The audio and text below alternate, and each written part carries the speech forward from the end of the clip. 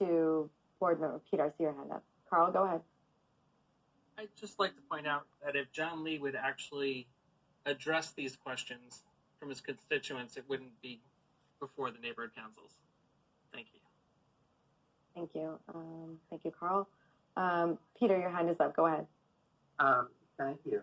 Yeah, after the last discussion that we had that was so spirited and good points were made by both sides on this issue, it prompted me to call the Ethics Commission. And I spoke to the Enforcement Division there. But the promotion that we had was to ask Nori Martinez, the President Pro Tem of the City Council, to act on our behalf in this. Another one of the points that was brought up was, is there kind of a conflict would we be getting in the way of the FBI in terms of an investigation?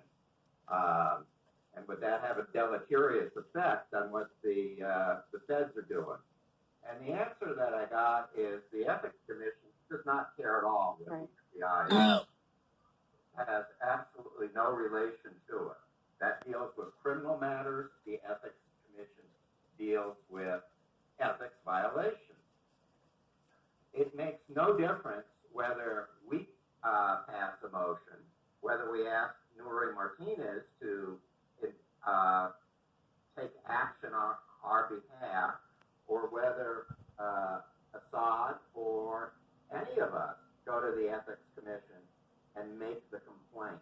We all have the authority to do that. The Ethics Commission is obligated to take a complaint from anybody who wants to make those charges.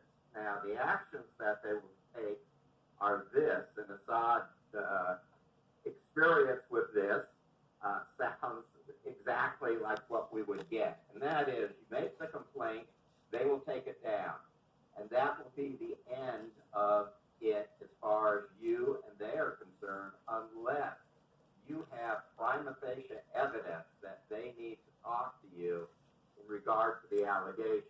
In this particular case, I don't think that applies to most of us, because we weren't on the trip when the actions took place.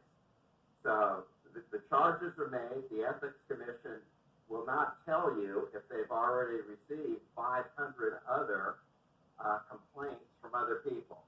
They will not. You cannot call them back a week later or a month later and say, I made this complaint. I'd like to know if there's any progress on it.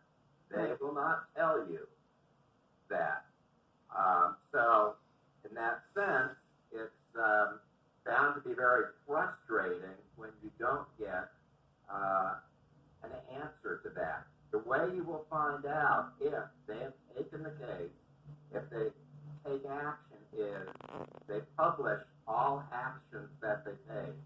So you can go to their website and see what's happening with it, or you can depend on the news organizations who do check their websites to see what actions are being taking place on their part.